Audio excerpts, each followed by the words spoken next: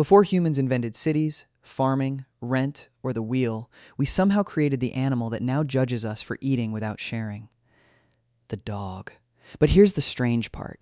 Humans probably did not sit around an Ice Age campfire and say, let's take a wolf, make it smaller, friendlier, emotionally clingy, and weirdly obsessed with socks. No. The first dog may have started with something much messier. Fire, bones, leftovers, freezing nights, hungry wolves, and one very confused modern man named Jack. Jack opens his eyes and immediately knows something is wrong. He is not in bed. There is no phone, no blanket, no charger, no tiny dog curled up like a croissant near his feet. Instead, Jack is lying on cold dirt beside a smoky fire, surrounded by Ice Age humans wearing animal skins. The air smells like smoke, mud, sweat, and meat that has made some very questionable life choices. Jack slowly sits up. Then he hears it. A howl. Not a cute dog howl. Not the kind your neighbor's husky does because a leaf moved. A real wolf howl. Deep, long, cold. The kind of sound that makes Jack's soul try to leave his body without asking permission. He looks toward the darkness. Beyond the firelight, several eyes shine back at him. Jack whispers, "Please be friendly raccoons." They are not friendly raccoons. They are wolves. And if you were a human tens of thousands of years ago, wolves were not pets. They were not good boys. They were not wearing sweaters. They were dangerous predators with teamwork, teeth, night vision, and way better cardio than Jack. At first, the deal was simple. Humans stayed near the fire. Wolves stayed in the shadows. Everybody tried not to make eye contact.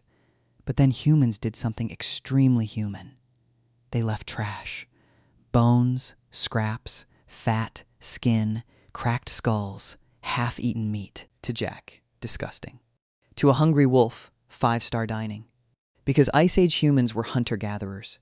They moved in small groups, followed herds, searched for food, and survived mostly by being tough, clever, and wildly lucky. But they were not exactly cleaning the campsite like responsible Airbnb guests. After a hunt, leftovers stayed behind. And to wolves, a human camp was basically a moving food truck with fire. At first, most wolves kept their distance. The nervous wolves stayed away. The aggressive wolves came too close and probably met a spear very quickly. But the calmer wolves, the curious wolves, the ones not too scared and not too violent, had a chance. They crept closer. One step, then another. They waited until the humans were distracted. They grabbed a bone. They ran. Jack sees it happen. A wolf slips out of the dark, low to the ground, eyes locked on a pile of bones. Jack freezes. The wolf freezes. Even the fire seems to say, "Well, this is awkward." The wolf grabs a bone and disappears. The humans do not chase it, because honestly, they have bigger problems. Cold, hunger, predators, children licking rocks for reasons nobody understands. So the wolf comes back. Then another wolf comes. Then another. Over time, wolves learn something important. Humans are dangerous, but humans are useful. They kill big animals. They leave scraps. They make fire. They scare away other predators. Basically, humans are terrifying meat machines with leftovers. And humans learn something too. Some wolves are dangerous, but some wolves are useful. They hear things before humans do. They smell danger from far away. They react when something moves in the dark. A wolf near camp is basically an alarm system with teeth. One night, Jack is almost asleep. He is cold, sore, and deeply missing pillows. Suddenly, the wolves growl. The Ice Age humans sit up. Something huge moves beyond the firelight. Maybe a bear. Maybe a big cat. Maybe some prehistoric animal that looks like evolution was having a rough week. The wolves bark and snarl. The humans grab spears. The danger turns away. Jack stares into the dark and realizes something. The wolves just helped. They are not pets yet, not even close. But they are no longer only enemies. They are becoming neighbors. Hairy, suspicious, possibly bitey neighbors. And this is where evolution starts doing its quiet little magic trick. The wolves that were too aggressive got killed. The wolves that were too afraid stayed away and got no food. But the wolves that could tolerate humans got leftovers. They survived. They had puppies. And those puppies were more likely to be calm around humans, too. Generation after generation, the wolves near human camps slowly changed. Not because humans planned it. Not because someone invented dog training. But because friendlier wolves had an advantage. In a strange way, the first step toward dogs may have been wolves domesticating themselves. Jack looks at a wolf pup chewing a bone near camp. So the dog invented itself? Basically, kind of. And here is where it gets even weirder. In 1959, a Soviet scientist named Dmitry Belyaev started breeding foxes. But he did not choose the strongest foxes, or the fastest foxes, or the foxes with the most dramatic reality show energy. He chose the tamest ones. The foxes least afraid of humans. After only a few generations, they started acting dog-like. They wagged their tails. They wanted attention. They licked hands. They whined around people. Then their bodies changed too. Some got floppy ears, curly tails, shorter snouts, patchy fur, and softer faces. Just by selecting for friendliness, their appearance began to shift. That matters because early dogs may have changed in a similar way. The calmer wolves near human camps became a little less wolf-like, a little smaller, a little softer, a little less nightmare with legs, still wild, still dangerous, still not something Jack should hug. Jack looks at one. It looks back. Jack lifts one hand and whispers, "Nice wolf." The wolf growls. Jack lowers his hand. Okay, too soon. For thousands of years, the relationship stayed in a weird middle zone. Not wild enemies. Not house pets. Something in between. Wolves followed humans. Humans tolerated wolves. Wolves got food. Humans got warnings. Wolves helped track prey. Humans left scraps. It was not friendship yet. It was survival. The original deal was simple. You don't eat us. We don't spear you. Everybody enjoys the bones. Beautiful. Professional. Slightly terrifying. Then humans began noticing individual wolves. That one is calmer. That one warns the camp. That one follows hunters. That one stays near children without attacking. That one keeps trying to steal Jack's shoe, even though shoes have not been invented yet. Over time, humans may have started protecting certain pups, feeding them, letting them stay closer, maybe raising orphaned pups, maybe choosing the friendliest ones. And once humans started making choices, the process sped up. The wolf was not just adapting to human camps anymore. Humans were shaping the wolf. And the wolf was shaping humans too. Imagine Jack joining an Ice Age hunt. He is cold. He is scared. He has a spear he clearly should not be trusted with. He keeps stepping on loud twigs like the forest personally hates him. But beside the hunters are early dogs. Not modern dogs. Not golden retrievers with birthday bandanas. More like wolf dogs. Lean, alert, powerful. They smell prey trails. They hear movement. They help track wounded animals. They warn the group when danger is close. For humans, that means more food. For dogs, more scraps. Everybody wins, except the deer. The deer is having a historically bad day. And this may be one reason dogs became the first domesticated animal. Before sheep, before goats, before cattle, before farming, before cities, before writing, before humans carved things into stone and made future students suffer. Dogs were already with us. Jack looks around the camp. No houses, no roads, no metal tools, no grocery stores. But near the fire, something dog-like is lying down. Humanity has no Wi-Fi, but it has a dog. Honestly, priorities. And the relationship keeps getting deeper. Dogs did not just adapt to our food. They adapted to us. Much later, when humans began eating more grains, dogs developed a better ability to digest starch than wolves. When humans changed, dogs changed with us.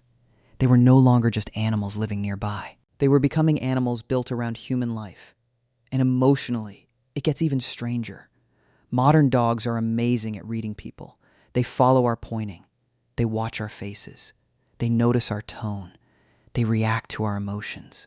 They know when we are happy. They know when we are angry.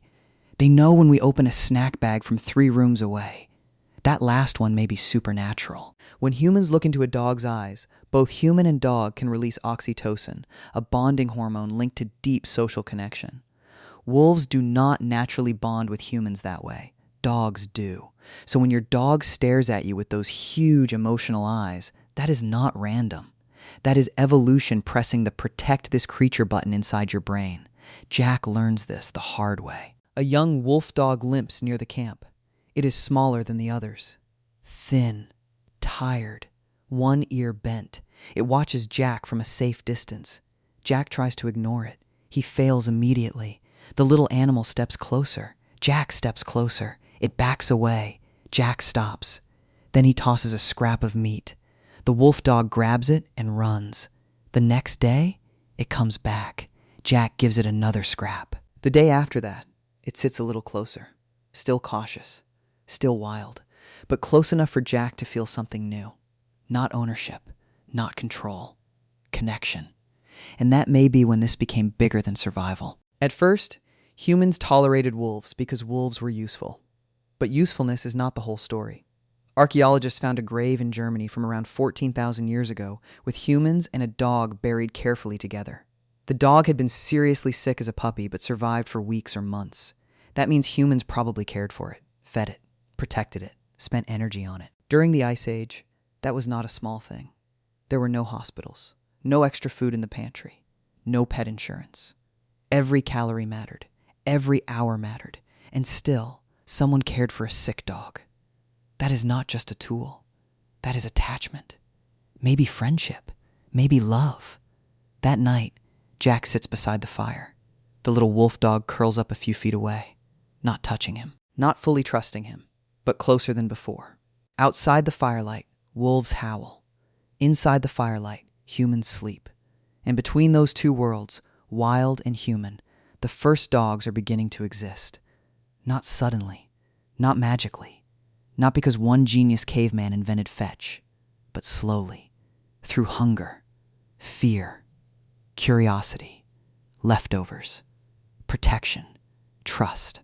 A wolf steps closer to the fire. A human does not throw a spear. A puppy gets fed. A camp gets warned. A child laughs when a young wolf dog trips over its own paws. Over thousands of years, fear turns into tolerance. Tolerance turns into partnership. Partnership turns into friendship. And friendship turns into dogs. The wild predator becomes the animal sleeping beside our door. The night hunter becomes the creature wearing a cone of shame after eating something stupid. The Ice Age shadow becomes the modern dog who hears thunder and climbs into your bed like a tiny emotional landlord.